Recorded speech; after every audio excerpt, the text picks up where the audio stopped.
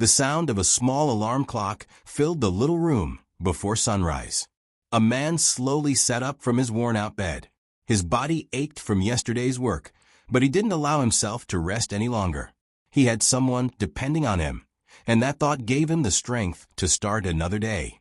This man was a single father, raising his daughter alone after life had taken an unexpected turn. He didn't live in luxury. In fact, his home was small, with just the basics: a kitchen table with 2 chairs, a sofa that had seen better days, and a handful of photographs on the wall. But to him, it was enough, because every corner of that little home carried love. His daughter was still sleeping peacefully in the next room, clutching her favorite teddy bear. He quietly peeked inside, making sure she was warm under her blanket. For a moment, he stood there, watching her small chest rise and fall. It was moments like these that reminded him why he worked so hard. She was his entire world. By the time the sun began to rise, he was already dressed in his work uniform, a shirt that smelled faintly of oil and gasoline no matter how many times he washed it. He brewed some coffee and prepared a simple breakfast, just toast and an egg, for himself. For his daughter, he made her favorite peanut butter sandwich, carefully wrapping it so she could take it to school later. He worked at a small mechanic shop in town, fixing cars, changing tires, and doing whatever job came his way. It wasn't glamorous work, and it certainly wasn't easy, but it paid enough to cover the bills and put food on the table. What it didn't cover was his own dreams. Once upon a time, he imagined a life where he could travel, where he could build something big, maybe even run his own shop. But dreams like that had to be put aside the day he became a single parent. Yet he never complained. People in town often noticed how he carried himself, with quiet determination and kindness. Even when money was tight, he was the kind of person who would lend a helping hand. If a neighbor's car broke down, he was there. If someone needed help moving furniture, he didn't hesitate.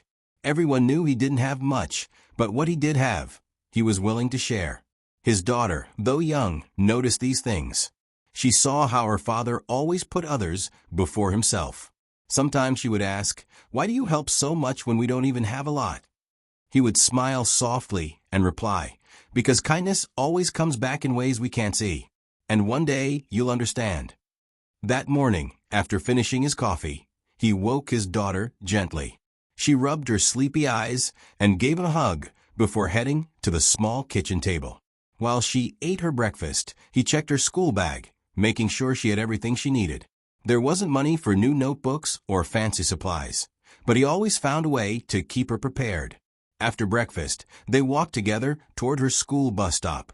He held her little hand the entire way, not wanting to let go. To the outside world, it was a simple walk, but to him, it was a daily reminder of his responsibility. When the bus arrived, she gave him a quick wave before climbing aboard. He watched until the bus disappeared down the road, then turned and headed toward the shop. At the garage, the day unfolded like many before. The air smelled of grease, and the sound of tools filled the space. Cars came in with problems big and small, and he worked tirelessly to fix them. His hands were rough, his fingernails stained with oil that never seemed to wash out completely. But every time he wiped the sweat off his forehead, he reminded himself, this was for his daughter.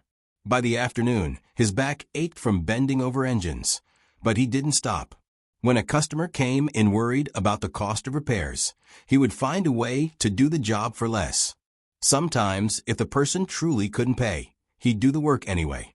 He believed that if someone was in trouble, the right thing to do was help. He knew what it felt like to struggle, and he couldn't bring himself to turn people away.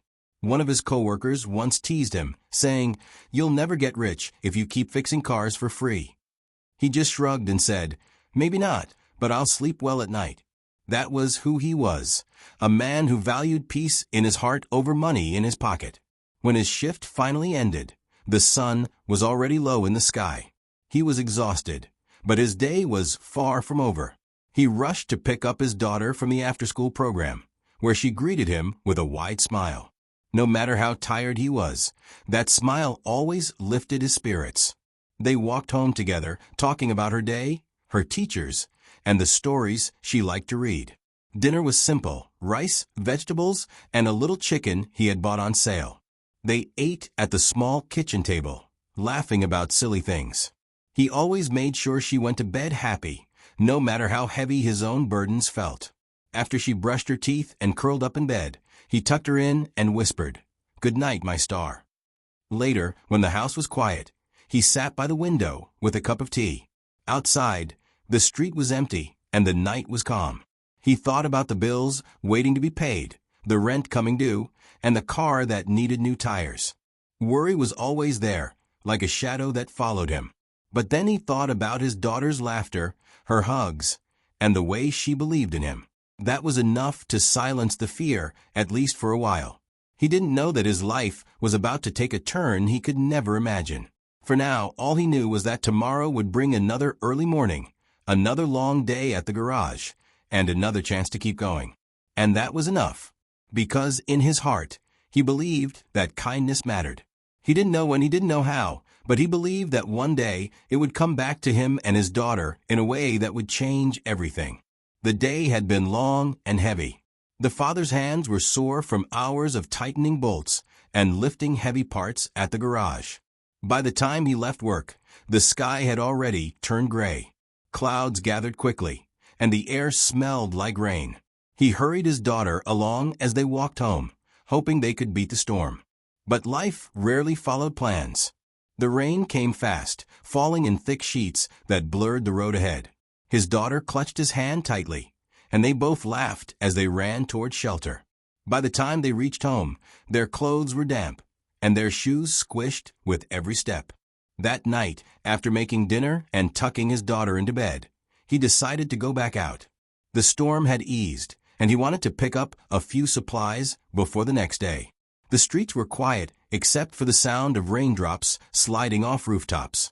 His old truck rumbled down the road, its wipers working hard to clear the windshield. A few miles out of town, he noticed a car parked awkwardly on the shoulder. The hazard lights blinked weakly, almost swallowed by the rain. He slowed down, pulling over nearby. Inside the stranded car, a man in a suit sat hunched over the steering wheel, frustration clear even from a distance. The father didn't think twice. He stepped out into the wet night, the cool rain soaking through his jacket. He tapped on the driver's window, and the man rolled it down just enough to speak. "Car trouble?" the father asked, raising his voice over the rain. The man sighed, rubbing his forehead. "Won't start. I've been stuck here for half an hour. My phone has no signal, and I can't get anyone to help." His voice carried the sharp tone of someone used to being in control, but right now he was helpless. "Pop the hood," the father said gently. The man looked him over for a second, clearly uncertain. He wasn't used to strangers walking up out of nowhere. But with little choice, he pulled the lever. The father lifted the hood, shining his small flashlight into the engine. Rainwater hissed as it dripped onto the warm metal. He worked quickly, his fingers moving with practiced ease. The problem wasn't complicated, just a loose connection and some water where it didn't belong. Within minutes, he tightened a clamp, wiped away the moisture, and gave the man the signal to try again. The man turned the key. The engine sputtered, then roared to life. Relief washed over his face. "That should get you where you need to go," the father said, closing the hood with a firm push. The man stepped out of the car, reaching for his wallet. "How much do I owe you?" he asked. The father shook his head. "You don't owe me anything. Just glad you're back on the road." The man frowned, as though the answer didn't make sense. "You stood out here in the rain and fixed my car. I can't let you walk away without paying you for your time." The father smiled, his face tired but kind. "Sometimes people just need a hand. That's payment enough for me." For a moment, the suited man didn't know what to say. He was used to people expecting something from him, money, favors, or connections. But here was a man who wanted nothing at all, just to help. The rain had started to ease, and the night was quieter now. The father gave a small wave and walked back to his truck. The man stood there, watching him drive away, his thoughts unsettled.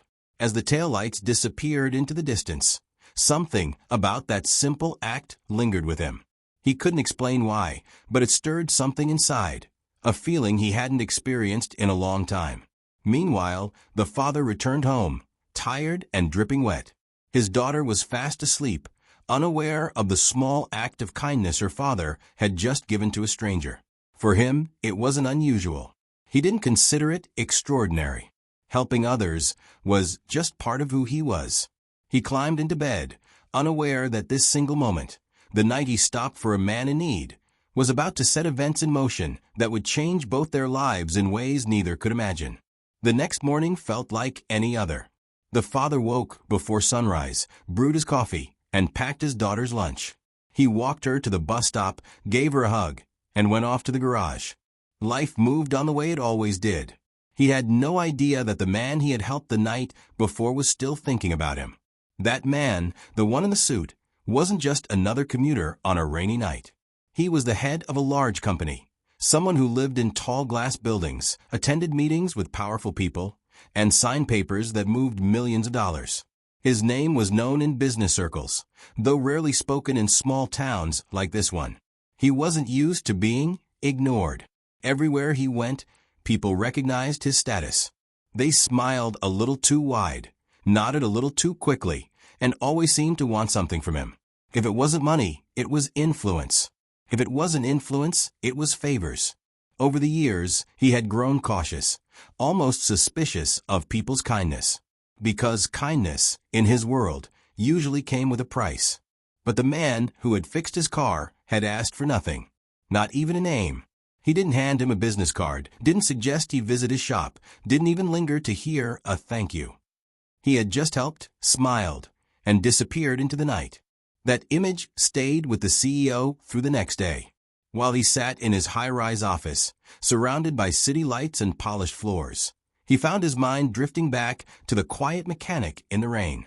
It felt strange, almost unsettling, that someone had treated him like an ordinary person. Not a figure of power, not a source of money, just a man who needed help. Later that week, he had an important meeting with his board. As numbers and strategies were discussed, he found himself distracted. The sound of rain on the windows reminded him of that night. When he finally walked out of the meeting, he realized something unusual. For the first time in years, he wanted to find someone not because of what they could do for him, but because of what they had shown him, genuine kindness. He made a few quiet inquiries. The town wasn't big, and it wasn't hard to figure out that the man who stopped that night worked at a small garage just outside the main street. By the end of the week, the CEO decided to drive there himself. The following Saturday, while the father was bent over the hood of a car, he noticed a sleek black vehicle pull up. It looked out of place in the dusty lot. Out stepped the same man from the rainy night, only this time his suit was dry, his shoes polished, and his face carrying a look of determination. The father wiped his hands on a rag, surprised but calm. "Car trouble again?" he asked with a half-smile. The man shook his head. "No, I came here to see you." The father raised an eyebrow. "Me? What for?" The man hesitated, as though unsure how much to reveal. "You helped me when you didn't have to. I wanted to thank you properly. Most people don't do what you did." The father shrugged, reaching for his tools again. It was nothing, just a small fix. But to the CEO, it was anything but small. For days, he had carried the weight of that moment, and now standing face to face with the man again, he felt the urge to understand him. He glanced inside the garage. It was modest, with old tools, a workbench that had clearly seen years of use, and in the corner, a little girl sitting at a table doing her homework. She looked up, smiled shyly, then returned to her writing. The sight made the CEO pause. He wasn't used to this kind of life, simple, honest, and without pretense. It was so far from his world of luxury cars, marble floors, and endless demands. Yet somehow, it felt more real than anything he had experienced in years. He introduced himself properly, offering his full name, one that often made people straighten up and act differently. But the father simply nodded. "Nice to meet you," he said plainly, as though he were talking to any other customer. There was no flicker of recognition, no attempt to impress, no trace of awe. For the CEO, that was the most surprising part of all. Here was a man who didn't care about his wealth, his title, or his power. He cared about his daughter, his work, and helping others. And that, more than anything, was what drew him back again. That first visit would not be the last. The black car began showing up more often at the little garage. At first, the father thought it was unusual. People with suits like that didn't usually hang around his kind of place. But the man wasn't there for business. Sometimes he brought coffee, other times he just stood by watching as the father worked, asking questions here and there about engines or tools. The father wasn't much of a talker, but little by little, conversations grew between them. The man in the suit, the CEO, found himself asking about things he hadn't thought about in years. He asked about the town, about the customers, and even about the father's daughter, who often sat quietly at the corner table, drawing pictures or finishing her homework. The girl warmed up to him quickly. One afternoon, when her father was busy under the hood of a car, she proudly showed the visitor her drawing of a house with flowers in front and a swing set in the back. He listened carefully as she explained each detail. He hadn't realized how long it had been since he had spoken with a child, and he couldn't help but smile at her excitement. The father noticed this, but said nothing. He kept wiping his tools and moving from one car to the next, though inside, he wondered what a man like that wanted here. Still, there was no harm done, and the man didn't seem to want anything more than company. One Saturday, the CEO arrived just as the shop was closing. Instead of leaving right away, he offered to take them both out for dinner. The father hesitated. He wasn't comfortable with handouts, and he didn't like the idea of being treated like a charity case. But his daughter's eyes lit up at the thought of eating somewhere other than their kitchen table, and he finally agreed. At the restaurant, the difference between their lives was clear. The man ordered without looking at the prices. The father, on the other hand, studied the menu carefully, trying to choose something affordable even though he wasn't paying. When the plates arrived, his daughter's delight made the evening feel lighter. She laughed and chatted, and for once, the father allowed himself to enjoy the moment without worrying about tomorrow's bills. After that, their visits became more regular. The CEO began to show up at odd times, sometimes just to share a meal, sometimes to bring small gifts for the girl, like books or puzzles. The father always tried to refuse, but the girl's joy made it hard to say no. Still, he reminded himself quietly, nothing in life is free. He kept his guard up, even while appreciating the man's company. But the CEO's reasons were simple. For years he had been surrounded by people who smiled for the wrong reasons, who praised him because of his position, not because of who he really was. Here, in this dusty little garage, he felt something he hadn't felt in a long time. Honesty. No pretense, no careful politeness. Just a man doing his best to raise his daughter, living with dignity despite the weight of hardship. Sometimes they talked late into the evening. The CEO shared stories of long meetings, international trips, and the heavy loneliness that came with success. The father listened, leaning back in his chair, hands still stained with oil, and nodded without judgment. In return, he shared small moments of his own life. The joy of his daughter's first school play, the struggles of keeping up with bills, the satisfaction of fixing something with his own hands. Through these conversations, an unlikely friendship began to form. They were from completely different worlds, yet there was a bridge between them. One had everything money could buy, but had forgotten the warmth of simple kindness, while the other had little more than his daughter and his work, but carried a heart full of generosity. The girl, too, sensed the change. She no longer saw the suited man as just a visitor. She started calling him uncle, a small title that made him smile more than he expected. It softened him in ways even he hadn't realized he needed. And so, week after week, the three of them spent time together. Sometimes at the garage, sometimes at the diner, sometimes even walking through the park. Slowly, without anyone planning it, their lives began to weave together. The father still didn't know why a man like that kept returning. He couldn't shake the thought that someday this would all fade away, and he and his daughter would go back to their quiet life. But for now, he allowed it.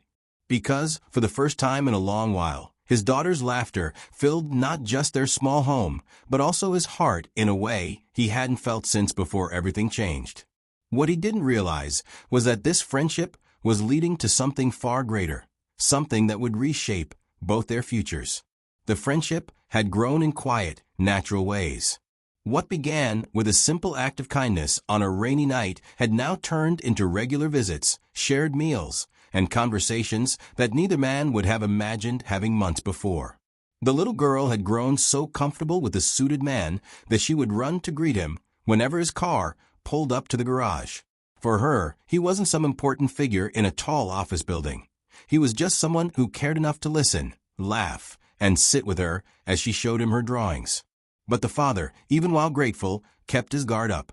Life had taught him that nothing lasted forever, and help often came with hidden strings. He respected the man's generosity, but he still felt uneasy about accepting too much. He was proud of surviving on his own. He wanted to raise his daughter without owing anyone. One evening, as the garage was closing, the CEO arrived. He didn't come in his polished black car this time. Instead, he wore simpler clothes and carried a small bag of groceries. The father was surprised, but he didn't say anything. The two men sat on a couple of old stools by the workbench, the sound of crickets drifting in from outside. For a while, they talked as usual. But then, the CEO's voice grew more serious. "I've been thinking about something," he said quietly. "And I don't want you to take this the wrong way." The father frowned slightly. "What is it?" The CEO looked around the garage. The worn tools, the rusted shelves, the little table in the corner where the girl always sat. He took a deep breath. "You've given me something that money can't buy. That night, when you stopped to help me, you reminded me of what kindness really is. You expected nothing, and that changed me more than you know. I want to do something in return, for you and for your daughter." The father stiffened. "You don't owe me anything. I told you that from the beginning." "I know," the CEO said gently. "But hear me out. I want to sponsor your daughter's education. Whatever school she wants, whatever she needs, I'll take care of it. And not just that. I want to help you expand this garage into something bigger. A place where you don't just survive, but thrive." The words hung in the air. The father put down the rag he'd been holding and stared at him. His first instinct was to refuse. Pride rose in his chest. "I can't accept that. I don't want charity." The CEO shook his head. "It's not charity. Think of it as balance. You gave me something when I was stranded that night. You gave me honesty, humanity, a gift I didn't even realize I needed.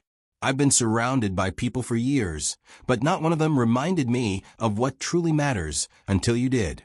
Let me give something back. Not because you need it, but because I want to." The father fell silent.